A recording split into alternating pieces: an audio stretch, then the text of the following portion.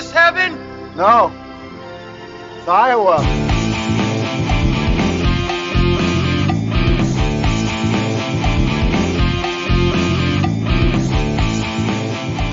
Oh, so here we are, Eric. It's me and my twin brother, Susan. Wait, you have a twin brother? You've been recording with twin brother this whole time? Yeah. We're the podcasting twins of Des Moines. Surprised you haven't heard of us. We're really well known.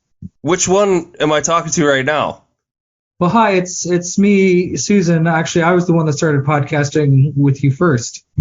Susan, are you the one that likes THX 1138, or is that Ben?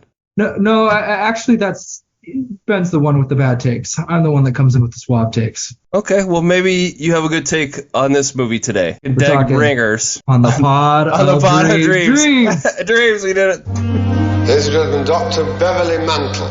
By every scientific measure, they are absolutely the same. They share everything. You haven't had any experience until I've had it too. Bev, you've got to try the movie star. She's unbelievable. Oh, doctor, you've cured me.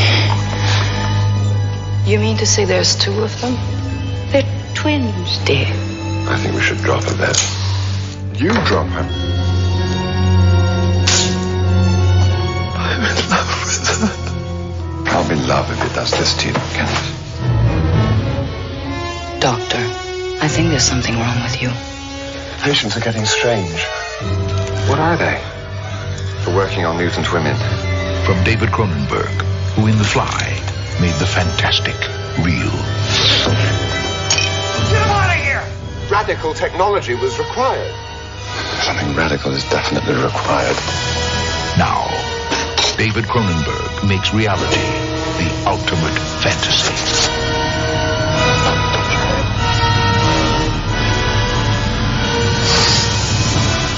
Dead Ringers. Separation can be a terrifying thing.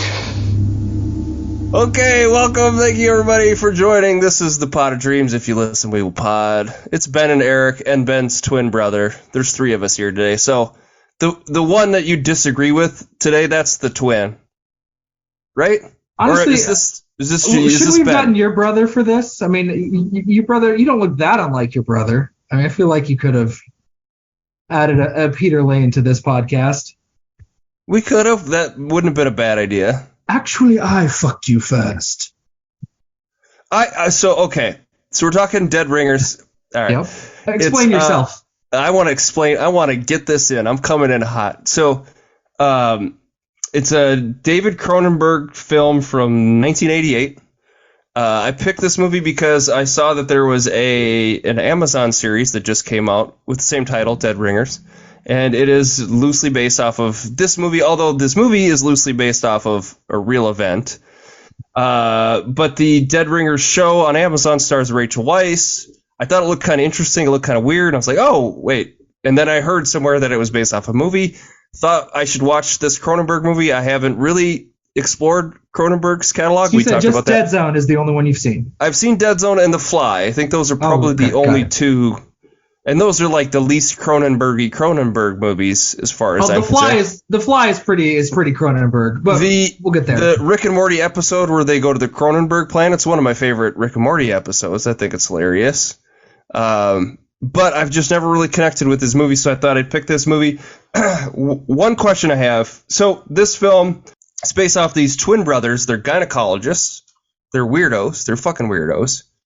And it's also based off a true story where they were practicing physicians. They were gynecologists, and they died together. And the circumstances of how they died is apparently still a mystery. Like, people still don't really know how they died. Right. But they died together. And I guess there was like an obituary that ran in like the New Yorker or something, and it became a big story. And then Cronenberg decided to make a movie loosely based off of it. And it stars Jeremy Irons. He plays both of them. This movie, God, a huge complaint I had is it's sort of based around this woman. She's an actor, and she starts a relationship with Elliot, the kind of cool, he's the cool twin. He's the evil cool twin. The outgoing, gregarious, He's the cynical alpha. twin. Yeah. Correct. But Elliot pretends to be Beverly. We're going to use these names. There's one twin is named Elliot, the outgoing one. The introspective guy is Beverly. Alpha male, whatever you want, two peas in a pod. But Elliot and Irons plays both of them. He's really good in this movie. He does a very good job, I think. No? I think he's okay. I don't love it. Well, there's more than anything the accent. They're supposed to be in Toronto. They're raised in Toronto. Jeremy Irons is very British. Do they ever say Toronto in the movie? Yeah. Yes. The first opening scroll is when they're little kids. It says whatever Canada. Oh, you're right. It does. And yeah. then they talk to a girl who's very Canadian. And we want to have sex with us. And yeah. she's like, ew, I'm going to tell you guys are weirdos, eh? Yeah. Like she's got a Canadian accent. And then we see that it's Toronto later. I don't remember wow or maybe I just infer it, but I'm pretty sure she says like everybody in Toronto knows the famous Mantle twins. So it all takes place in Canada. And David Cronenberg's Canadian, but the famous Mantle twins, right? So this is one of my, I just honestly, and you're going to think this is a stupid Eric thing, but I could not wrap my head around it, right? So this woman, she's a patient at this clinic, this world famous gynecological clinic, OBGYN, right? World famous, the Mantle twins. And she doesn't fucking know that there's two of them. So she starts having sex with Elliot, and then Elliot passes her basically on to his twin brother, and he sort of falls in love, has this weird kind of connection with her. But she never knows that there's two of them until he reveals it, and then she gets all fucking pissed at him, like for basically sharing them with each other, and then she finds out that Elliot was the first one that slept with her, whatever. How the hell did she not know there were two of them? No, and this bothered me, Eric, as well. I mean, they have a line later where she addresses it or acknowledges. She's like, when she confronts them at the restaurant. Right. So she says repeatedly to Beverly, I want to meet your brother, because she's suspected for a while that there's two of them. And he says we're not close. Once he lets it slip that he is a brother, and she's like, oh, I didn't know you had a brother. And he's like, yeah, we're not very close. And then she finds out that they're actually twins. Yeah, she has a friend that says, like, the Mantle twins. And she's really mad. She gets mad. She confronts them. She wants to see them both at the same time to confront both of them at the same time. I must be the only woman in Toronto that hasn't heard of the famous Mantle twins. So it acknowledges implicitly. But no, it's very hard to believe that she went to the clinic. Right. She goes to the well-known clinic where everybody knows that it's twins, and just everybody said you need to go to this clinic. Is it their clinic, like the Mantle Twins clinic or something like that? I don't know what it's called, but I mean it's the best, in quotes, whatever, fertility. It's a fertility clinic basically, clinic in Toronto. I mean they probably do regular gynecology stuff. At one point he says only our job is to get women pregnant. We don't deliver babies. We don't do anything. That's all we do. Sure. So yeah, no, it's a weird. There's a lot of problems with the movie, and that's one of them. It doesn't bother me probably as much as you, but add it to the list. It's kind of the like inciting incident in the whole conflict of the movie is that she's like, you were sharing me between each other and didn't tell me. I don't know. Well, that's fine. It really bugged me. If you lost you early on, that's fine. I was like willing to accept the premise. It's a lot to swallow. It's very implausible. But even accepting it, there's a lot of issues with this movie. I think.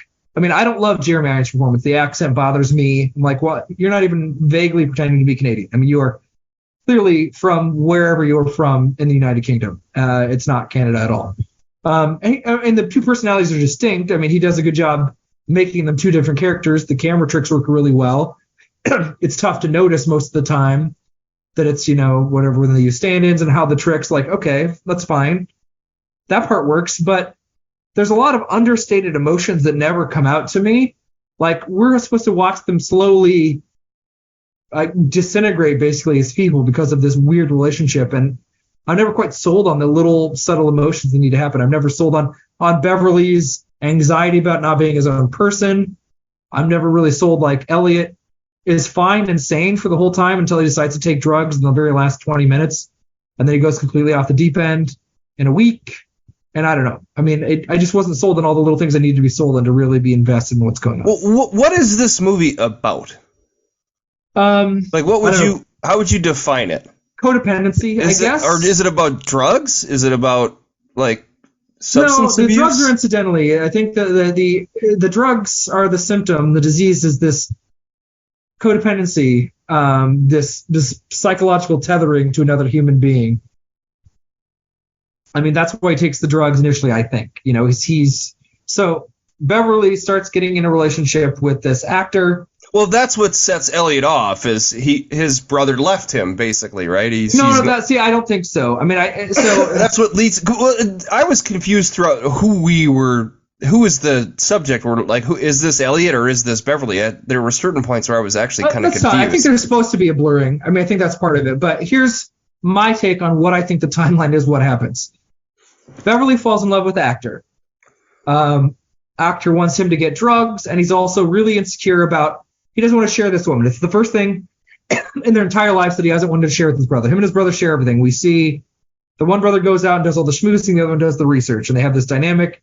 And he believes that basically everything that happens to his brother happens to him, and they're like just two extensions of the same consciousness. They're psychological Siamese twins. I mean, you could that metaphor is there. We see it in the dream sequence. They're tethered psychologically, but not physically.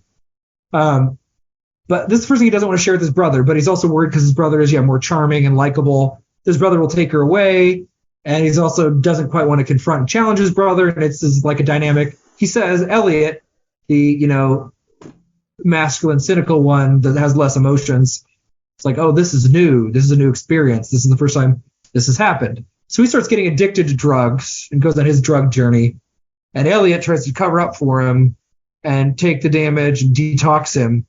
But then they're so out of sync that he decides to start taking drugs so he and his brother will, quote unquote, get in sync. When the woman confronts him, he's taking the pills off. He's like, we just need to get in sync. So he gets addicted to drugs to join his brother in the addiction so they can be connected again. That's why I think he does it.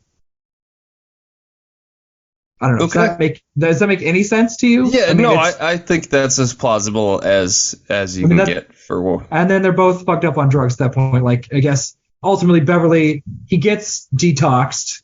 He's with the actor. He has the opportunity to just go live his life if he wants to.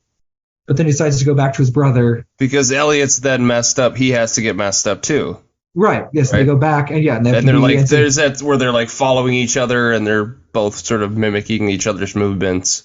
I just think this movie, it was not weird enough. It didn't get Cronenberg-y enough. It doesn't get Cronenberg enough. I mean, we get there's dream sequence where she bites the thing that's connecting them, which is pretty fucking crazy. But there was not enough of that. It's tiny nibble. And my biggest problem is that I just don't care. I mean, there's certain parts about like the set design that their clinic looks weird to me. Yeah, and the red the gowns that they wear. Yeah. They're like nightmarish, and the surgery it looks terrifying. Like, it looks great, but I just don't care. I'm like, I 100% agree. Like, I'm just not invested in seeing them slowly go crazy. Like, I don't root for them at any point. At no point am I like, well, whoop. Elliot's an all-time like sex like criminal. You know what I mean? He's taking advantage of his patients, and he's so they have a fertility clinic. Yeah, and he sleeps with women. That's where he recruits most of the women that he sleeps with.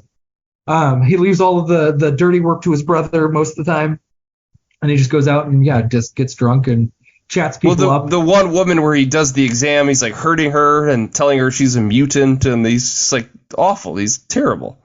Yeah. He's unlikable, and Beverly is just kind of a pushover, and he's weird too. And they're weird from the beginning. The first time we're introduced to them as kids, and they're talking about sexual reproduction. And they're like interested in it, and then they literally go up to another, like, I don't know, 11-year-old, however the fuck old she is, and they ask her to have sex. They're like that disengaged socially that they do that. I guess they're really smart because they invented some new instrument which helps. We see that happen in the mantle, whatever. That's whatever after them. It's fine. They invent something, but I'm like, I and especially the second time, I know where it's going. Like, it doesn't get better. Like, I know they're just going to slowly descend into nothingness. I feel bad for the women that they exploit. I feel bad for the woman that, like, gets the wrong instrument put in her. or during the surgery, right when he has the scorpion tail. Well, and he's so fucked up on drugs he can't move it correctly. And it's just wrong. And then he's like, I need something to bring me down. And he tries to get the laughing gas or whatever the fucking drugs were she was getting to like be knocked out, or sleeping gas. He needs something to like calm me down. And he jumps on top of her body. I mean, it's just like, I just feel bad for everybody around him. And then I think these guys are twits. I mean, it's such a unique problem, having a twin and being unable to like separate your life. I guess maybe that's the horror. I don't know. I mean, I don't have a twin, really. We did a dumb bit about it, but I don't have a twin. I'm not that close with any one human being. That seems weird to me from the get-go, to be so enmeshed with another human, to be like, oh, you should have been there, brother. Well, I was, because you were there. I thought the idea where you fall in love with somebody, you know, there's sort of that weird codependency that happens when you have a partner in life, you know what I mean? And like... But yeah, it didn't really dive into that much at all about, like, actually the actress woman towards the latter half of the movie is kind of like out of it. She's like hardly in the movie No, she isn't. She goes away and he's an idiot, and like he calls. So they're in Toronto and she goes somewhere else to shoot a movie. He calls her room and a man answers, and then he just who's like the costume designer or something for the movie. And he just assumes immediately that it's somebody else.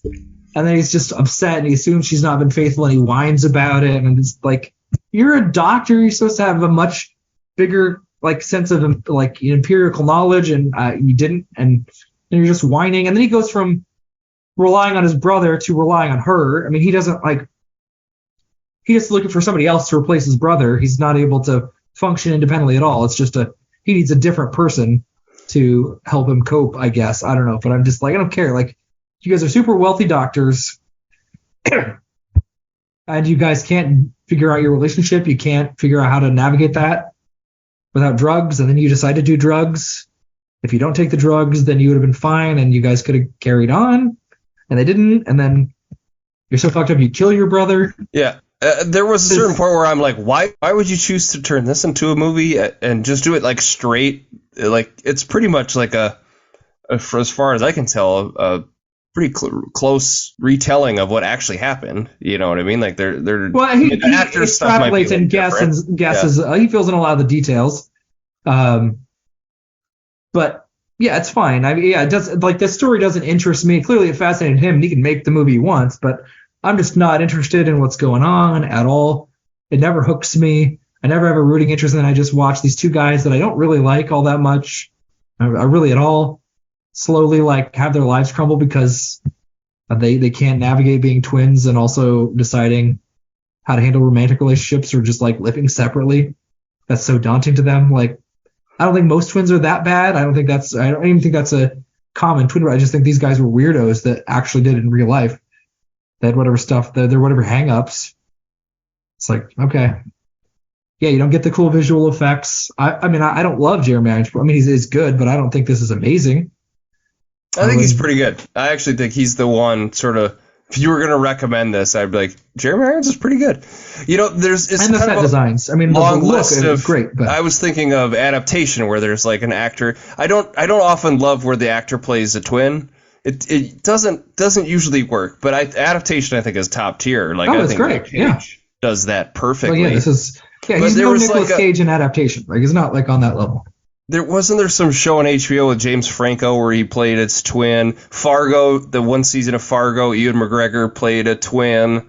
Oh, it just doesn't work that well when it's done. And you know, in the technology, you think this is from the 80s, like obviously he had to shoot it twice, right? Where they're in the same scene, he shoots it twice and they kind of cut it over. But like, that's done with like actual film, right? He's laying one film on top of the other. There wasn't computers. He didn't do CGI and add him in there. No, it took a lot of work. It must have taken a lot of work to film this, because most of it is just Jeremy Irons playing off himself. Yeah, it's fascinating because like we talked Mallrats, you know, whatever, a couple weeks ago. In this movie, I think the filmmaking is better than in Mallrats. I think the acting is better in Mallrats, but I'm just a little more engaged with a movie like Mallrats, and then here I'm not having fun. I'm not really creeped out. I'm just kind of annoyed. Kind of just don't want to be with these guys at all. And it's like, I don't know. I I can't look at the relationship and just like take a metaphor for my own life. Maybe other people have this codependency problem, but I don't know. Here, I'm just looking at, so Lindsay Lohan in Parent Trap, she played a twin. That's fine. Leonardo DiCaprio, the man in the Iron Mask, played a twin. That's better performance than Jeremy Irons in this, I think. Yeah. Jackie Chan in Twin Dragons. I don't know if you've checked that out. Michael Keaton in Multiplicity. I've not seen Multiplicity. That movie? I have not either. But yeah, the Nick Cage and Adam Sandler and Jack and Jill. That's your favorite movie. Oh my God, that's probably ghastly. I've never seen it.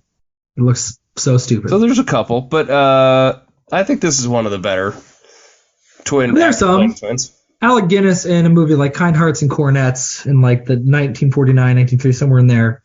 He played several different members of the same family. He plays a character that's he's technically like 15th in line for the throne, and he's slowly offing his family members so he gets closer to the throne. That's really good. And this is fun. It's like a Nutty Professor kind of thing where he plays a bunch of different family members. Yeah, I would say a little more British and understated than Eddie Murphy in The Nutty Professor. Farting constantly. Yes, and laughing and anyway. But yeah, I mean, so that's sort of some of those. Peter Sellers does multiple roles in Strangelove, and he's of course incredible. That always confused me. Why? I just think because Peter Sellers is that great, but yeah. I'm a big Peter Sellers fan. I guess Jeremy Irons is decent. I wouldn't call it a bad performance, but I'm not looking at this like, oh man, it's great. To me, the number one reason to watch this movie would just be the costumes and set designs, because it's just so weird. It's like it doesn't feel real. This is part of the problem too. Is like I don't think there's any clinic that would look like where they are, and even when they're like having drinks, these buildings don't make sense to me. They don't feel real at all. Like, and that's okay. I don't think he's going for realism, but they're just like unsettling. I was also really confused. So apparently, the ending is his choice, right? Because like I said, we don't really know how. No, sure. They were found dead, and like the medical examiner apparently couldn't determine how they died. In this movie, the Beverly, right? Beverly he gets all fucked up and does a weird operation on Elliot, like cuts him open, and yes, it's like he's getting rid of. It's like they're Siamese twins, and he's cutting them out without really knowing he's doing. He wakes up and he's like, "Oh my God, what happened?" Yeah, then he like cleans himself out, walks outside, makes a phone call, and then walks back inside, lays down, and then the movie ends, and we see.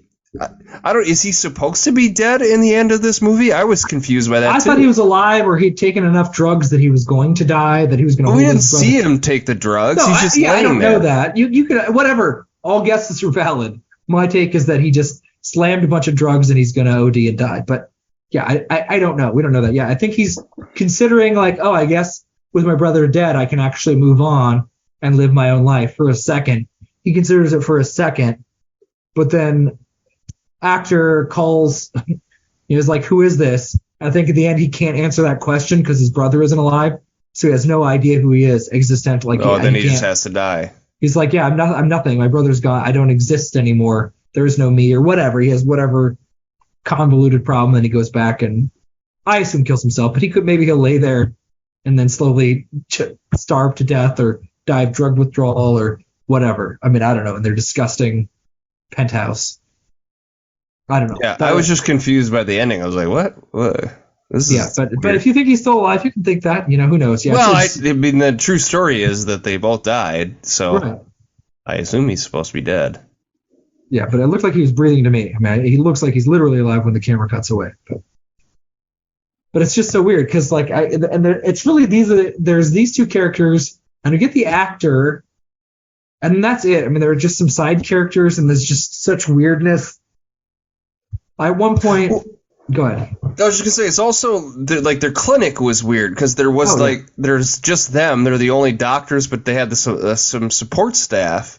But it's just like a weird setup. Like I know there are boutique medical offices, but that's such a thing that doesn't really exist a whole lot anymore. There's all these like HMOs that run pretty. I mean, are there just like a family doctor that's got its own office and you can just like go? That's just such a rare thing now. It doesn't happen at all. That was such a foreign idea too. Yeah, but you're right. There's no other characters. There's no one else to like add anything to the story. Yeah, because the actor's just really there to be like the thing that Beverly wants anyway. it's not really interested in her as a person. She's just there to, he's got to fall in love with her, and then she's got to go away, and he's got to assume like an idiot that we learn early on she's got some weird sex hang-ups. Which is part of what they were excited about. They're like, but they don't investigate that any further. It's just like they have their weird sex in the beginning, and then they never got. That's what I thought this movie. I thought this movie was gonna be like a weird sex, about weird sex and about like kind of the craziness of all that. But they just like move right past it and move right. It's like Cronenberg didn't have the nerve or something to like go full in, or I don't know. It was weird. I don't know. Well, maybe it's nerves. I mean, you haven't seen Videodrome. Videodrome came out before this. Cronenberg has no problem steering into crazy, weird sex territory. Right, which is why I figured that's what was going to happen. Down the road. So I don't know. That's a reasonable assumption. I don't know what that's just what I don't think was what interested him with even this movie. The Fly has weird sex shit to it. I mean, or body stuff, like body horror shit. Naked Lunch has weird sex stuff in it. I mean, he's got. He clearly has the nerve. It's not a question of him. It's just that he didn't want to. I think for whatever reason. I don't know. It's bizarre. I guess I didn't like even the scene where he tries to get him into the menage a trois, and right. Beverly's like, no, he doesn't want to do it. Like I thought, like okay, that'd be kind of an interesting and creepy and uncomfortable scene to watch, like these two brothers fuck a lady. It reminded me of Cabaret a little bit there, Eric. If you don't, you've probably forgotten the dance scene. I did forget that, but you're right. There is a similar. It's very uncomfortable, and then he says he can't do it ultimately. They could have tried, but he had to be in his funk. He couldn't do it because he's still in love with the woman. Because that's a thing that is lost to film history is like sex in movies. There was this like discussion online about how like Marvel movies don't have sex in them at all, and it's that's like true. There's a whole generation of people that watch movies now that like have no idea that there like was sex in movies before. You know what I mean? I mean, there is, but you got to steer clear from like the multiplex movies. But yeah, in all the big tentpole releases, sex is like there's barely kissing. Yeah, no, it's very implied. You got to go to more indie areas. I know the Eternals had a sex scene that's a Marvel movie, and it was like a big deal. Like, oh my god, there was a sex scene in this movie. I missed it. But I mean, it is true. I think like. In movies, like even Schwarzenegger movies, there was always a gratuitous sex scene in his movies. I mean, it wasn't. I don't know if it was tastefully done. We certainly got rid of like pointless. Just we're gonna have boobs to have boobs. I mean that's definitely gone. I don't miss that. Is that that's a negative thing? I don't know. Well, if you like having boobs in the movie, sure. But I mean, if you think they kind of I'm a guy that likes boobs. I don't know. Okay, you think it's objectifying at all? It obviously is, and it's obviously like men making movies for men. And it makes you not able to have PG-13 movies, or like. But like John Wick, could we have some nudity in a John Wick movie? Or rated R? I don't know. Why not?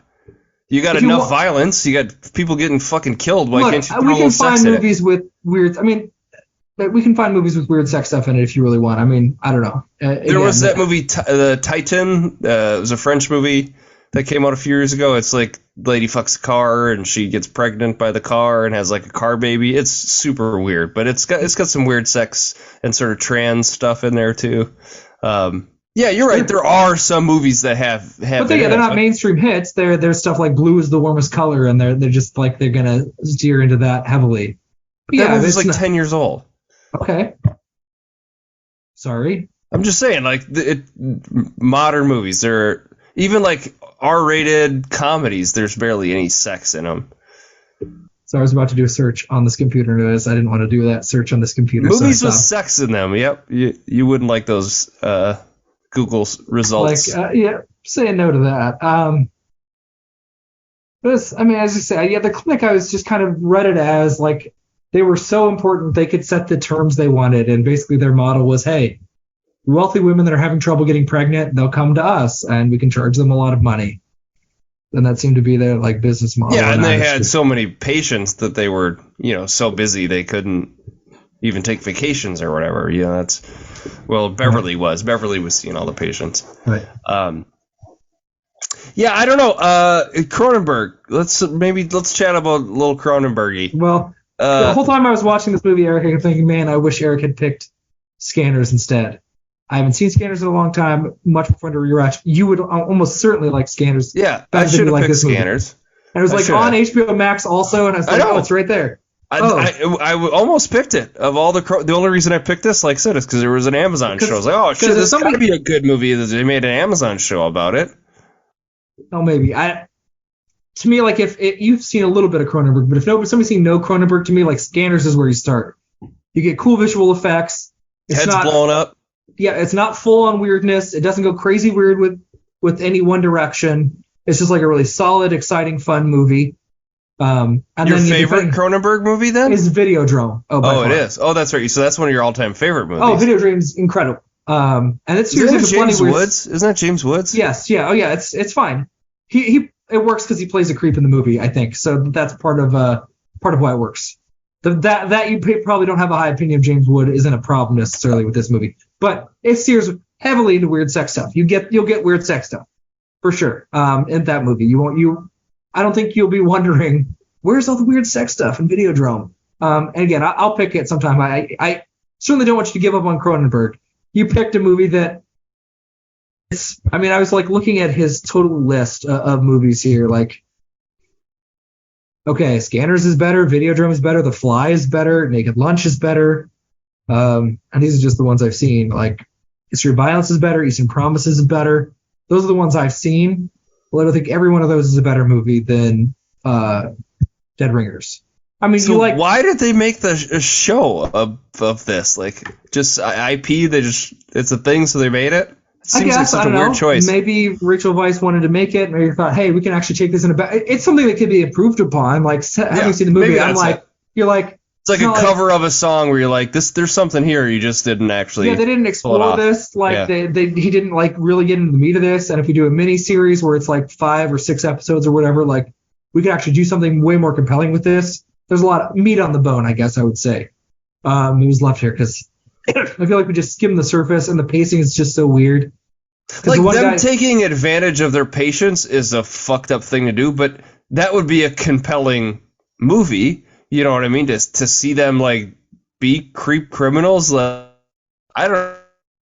think that would be a more interesting exploration than what we got. Yeah, there's a lot of directions you could take this, a lot of ways to go, and they just go, look, these brothers sure are like extensions of one another, and then like the pacing's just so wonky. Like we meet him and he just gets sad and mopey for 2/3 of the movie. And then the one brother, like it's just right at the very end. He just like, okay, I'm going to take a pill now. And then the next time we see him, he's in a suit in the shower on a 7-day bender of whatever he's taking. I don't know. I'm like, okay, this pacing is weird. It doesn't work. It just falls flat. Like the movie just plain doesn't work for me at all. I don't have a whole lot else to say about it. I mean, I won't give up on Cronenberg, but I'll say my experience with him is not super great. You picked a weird path. The 3 movies you've seen. I did, sure. Of the 3 movies you've seen, which did you like the most? The Fly is probably the best of them. I haven't seen Dead Zone, but Fly is way better. I mean, Fly isn't like my favorite Cronenberg, but it's like it's a really Dead Zone is like you'd have to tell somebody after the fact that that's a Cronenberg movie. Like, what? Yeah, it's Cronenberg. It's a Stephen King book. Okay. It's really more to the book than it is. And the only reason I watched it is because I read the book, and I was like, what's this movie about? Okay. It was Cronenberg in Dead Ringers? Does he play the artist guy that makes the... I don't know. Actually, I don't really know what he looks like. He could. I like kind of just that sequence. Like, well, either way, that guy was just a bad actor then. It could be. That would be... I figured he was so bad that it had to be the director. That's a funny approach. But it's like, and then we just get enough of like, we get it. Beverly's going crazy. And we spend so much time watching him like lose touch with reality. It's like I get it. Well, there's a lot of movies where that is like, you know, like The Joker or any Aronofsky movie. You're watching like somebody go insane. That's a thing. That's a hard thing to pull off, and it has to be compelling enough for you to care about the person that's doing it. I mean, and the pacing has to be right. Taxi Driver is probably the like best example of that kind of a movie, and that's really hard to do. And he starts off with like completely like already kind of off, right? I mean, he doesn't start off like this is a totally normal, reasonable guy. He starts off kind of off kilter, and he's that way through the beginning. And this we got like twins who have a weird relationship, and they like split women, but they're otherwise normal. And then it's just he's sad about a woman that causes him to. I mean, it just doesn't work. Like Joker's like it's slow and it gets you there. piece by piece, bit by bit, as he slowly gets great. Like it builds up to it and it works. And this it's just like, I don't know, it's like, I don't know, it just doesn't work at all. Yeah. So yes, no, please, you have not seen any of the movies I think are his best at all. And there's other ones that I haven't seen that might be really good too. So yeah, it bums me out that you have taken the circuitous route and then you accidentally picked Dead Ringers. Like, the whole time I was like, I'll be so shocked if Eric likes this movie about these two weird twins. I'll be very shocked. No, I didn't like it very much at all, if I'm being honest. No, I didn't think so either. So we'll return to Cronenberg at some other point because I want you to get a better Cronenberg experience. And if you liked The Fly at least, I think there's stuff to at least also like or potentially love. I mean, I said I'd be shocked if you didn't enjoy Scanners. And after this discussion, I'm almost tempted to change my pick to Scanners. I'm not going to, but I'm tempted. Okay. Well, yeah, I don't have a lot else to say. Yeah, I think I had like a 2-star, maybe a 1.5 star is where I'd put this. Yeah, I mean, I did it. This one I reviewed a long time ago for myself, and I think I did 2.5 stars. And this time I would drop it down to 2. You could probably talk me into 2.5 again, but it's like it just doesn't. It doesn't land. Yeah, I think you said it best. It's like I just didn't care. I just didn't care what happened to these guys. No, there's nothing to be invested. It's like they're already at the top, and they screw it up for really stupid reasons in a way that's kind of unconvincing. But the set designs are great. I mean, it looks pretty good. It's got a creepy vibe. Makes me not want to ever go to a gynecologist. That's for sure. I think you're safe. No, I know. You're okay. I think I am too. But what a scary thing women have to do. Jeez. Oh yeah. See, and if it had the female perspective at all, it could have viewed this and it as clearly terrifying doesn't. from this. Yeah. If it's like, the experience of going and having your legs spread open and be examined by these powerful creeps who you need to get checked in. You need medical advice, or you want to get pregnant. You have to tolerate these creeps. That'd be a movie. And I'm sure there are many creeps that become gynecologists. That is probably a pretty high breeding ground for creepy ass dudes to become gynecologists. I'm sure it is. But yeah, the movie has no interest in the female perspective at all. I mean, this is just something else. Like Mallrats is sexist, sure, but this is like worse in some ways because it really just doesn't care about the women. Yeah. It's like we're supposed to care about the creeps or be interested, and I'm not. But so we're pretty much there. I mean, yes, we could split hairs over a half star, but this isn't a movie I would recommend to just about anybody. If you're a Cronenberg fan, I'd be surprised if this is anybody's favorite Cronenberg movie. It would just be a really big surprise to me because it's not very good. But all right, Eric. It has a 86 Metacritic score, which is pretty high. Let's see, Rotten Tomatoes. Where are we at here? 7.2 IMDb rating. It's pretty high. Out of 10. I don't know. I don't care. So, 5 Degrees of Field of Dreams. Should we move on from Dead Ringers?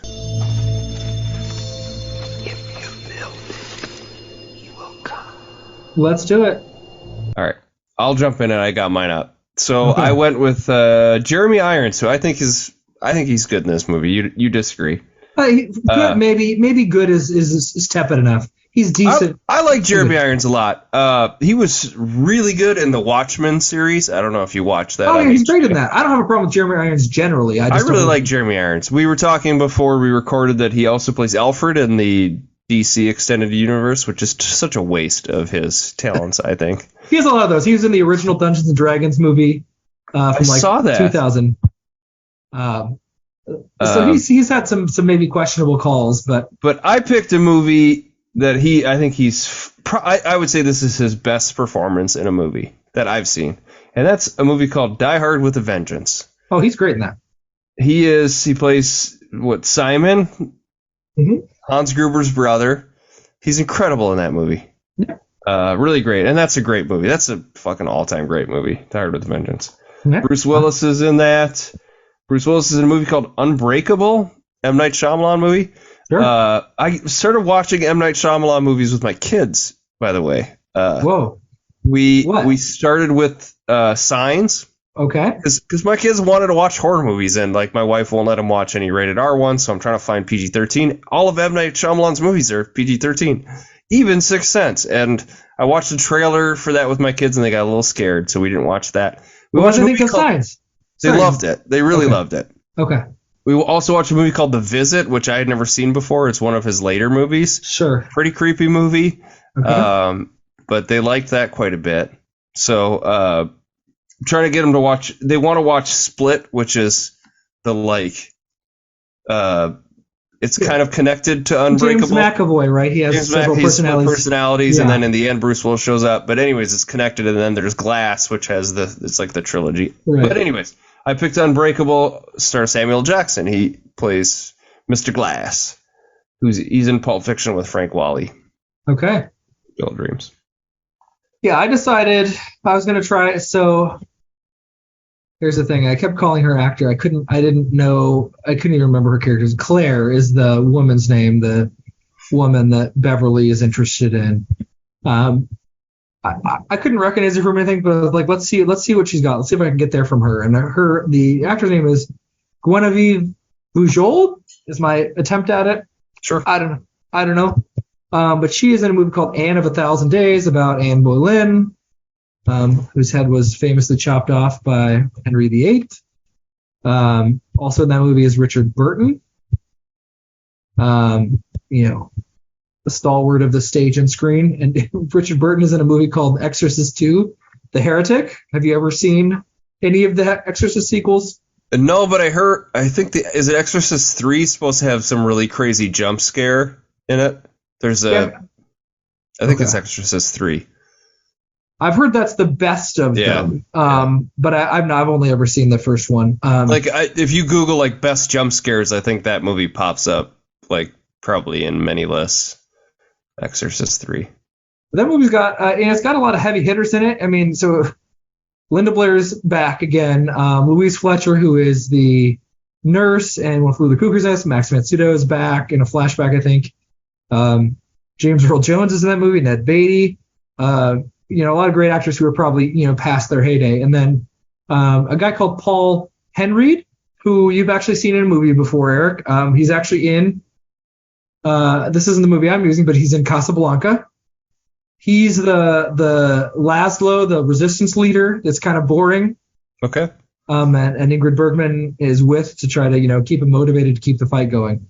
Anyway, he is in a movie called Rope of Sand, which is it's an old thriller. It actually sounds kind of good. It has to do with like a diamond mine and different interests and a bit of a crime drama. But so like three of those actors that are in Casablanca are actually in Rope of Sand, but the lead is Burt Lancaster, who is in Field of Dreams.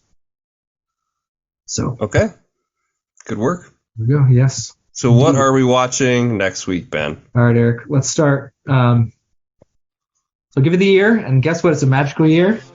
Best year in the history of humanity, 1984. That was the year this movie came out. Haven't figured it out yet. LeBron James was born that year, so yeah, pretty good year. So 1984. Are we Indiana Jones? I think that's Temple of Doom, but no, I'm not. It's not Temple of Doom. Okay. I maybe am due for. I haven't seen Indiana Jones movies in a while, especially with the new one coming out. Right. I thought maybe. Okay. No, that's a reasonable sort of surmise based on just the year, but no, it's not. So all right. I'm gonna give you the director. We'll give you a couple things. So the director of this movie co-wrote Big Trouble in Little China. Okay. I can give you his name. It's W.D. Richter. I don't think it's going to be helping. It's not John Carpenter. Co-wrote. Okay. All right. That W.D. Richter is the guy's name. Doesn't help me. He's only directed 2 movies. He's got some solid writing credits, but he's only directed 1. All right. So this movie, clue number 3, it stars RoboCop. It also features Doc Brown and Dr. Ian Malcolm. Those are the actors. So Peter Weller, Christopher Lloyd, Jeff Goldblum. Yep. Okay. Yep. They're all in this movie. Does that help you at all? So sorry, Peter Weller, Christopher Lloyd, Jeff Goldblum. Jeff Goldblum. Yeah. I also give it. John Lithgow's also in it too. Just give you another. What? This sounds bonkers. I hope I've never heard of this movie. Yeah. Well, I'll tell you how I picked it. Let's see. All right. So, clue number 4. In conjunction with this film's 1984 release, Marvel Comics published a comic book adaptation. In Marvel Super Special number 33, the adaptation was also released as a 2-issue limited series. So the comic came after the movie. Well, it co-released. They released around the same time. But it's not based off of a Marvel comic. No, correct. Marvel released it. Gosh, I know Deep Cover is Goldblum, but I think that's later in the 80s. Boy, I don't know. Do I get another clue, or am I all out? Yeah, you got one more. I'm going to give you, first I'm going to edit out the name of one of the titular character, and then I can give it to you with blank blank, born to an American mother and a Japanese father, thus began life as he was destined to live it. Going in several directions at once, a brilliant neurosurgeon, this restless young man grew quickly dissatisfied with a life devoted solely to medicine. He roamed the planet studying martial arts and particle physics, collecting around him a most eccentric group of friends, those hard-rocking scientists, the Hong Kong Cavaliers. What? And now, with his astounding jet car ready for a bold assault on the dimension barrier... You're making this isn't real. This is the opening scroll of the movie. This is like, when you watch it, this is the first thing you'll get, is the text that will read this. This is the setup. So he's a neurosurgeon, but he travels the world doing martial arts? He studied martial arts, medicine, particle physics, and he's also got a group of friends, hard-rocking scientists. Who's the scientists. star? Who is the star? Peter Weller is the lead. Okay. I mean, yeah, it's an ensemble cast, but he is like one of those, like, American Ninja movies or whatever, like Cyborg or one of those crazy martial arts movies. I didn't know if you've ever heard of this. Should I just tell you the title? Yeah. The Adventures of Buckaroo Banzai Across the Eighth Dimension. Okay, I've heard of Buckaroo Banzai, but I'd never seen it before. Have you seen this movie? No, this is before? when I got inspired. I wanted to cry. It's been a while since I've done a new movie that's new to me, and is one I've heard. It's kind of floated around nerd circles, but I've never seen it. And it's a wacky sci-fi comedy thing. I don't know. I have no idea. It might be terrible, but I saw the trailer. It was on Amazon Prime, and the trailer is just, you see this funky, weird music, and Peter Weller is walking towards the camera. And then you see all these like bizarre 80s characters, like Jeff Goldblum is dressed as a cowboy. For whatever reason, you see these other people. A guy who I think is from like Highlander. I don't know the actor's name. They're all walking and they're joining him like shirtless scientists. And then it cuts to a few like weird, like practical effects because it's the mid 80s. Why do they have to be shirtless? It works with the vibes of the movie. And then it gets like one little clip where there's this like kind of goofy line that Peter Weller delivers straight. I don't know a lot about it. Obviously sci-fi, fantasy, wacky. I want to try it. Want to see how it works. I think it'd be fun to talk about and watch. It shows that over. There was also a movie called Vibes, which is apparently Jeff Goldblum stars as a psychic along with Cyndi Lauper. It was a romantic comedy. Okay. It's like, I started watching a little bit of it. It's like, oh, it's not going to be so bad it's good. It's like it's just going to be boring. It's like not going to be zany and weird enough. But no, Adventures of Buckaroo Banzai Across the Eighth Dimension. So take a look at it. So stream it on Amazon Prime for free. Well, thanks for listening, everybody. Bye-bye. Check it out, Buckaroo Banzai.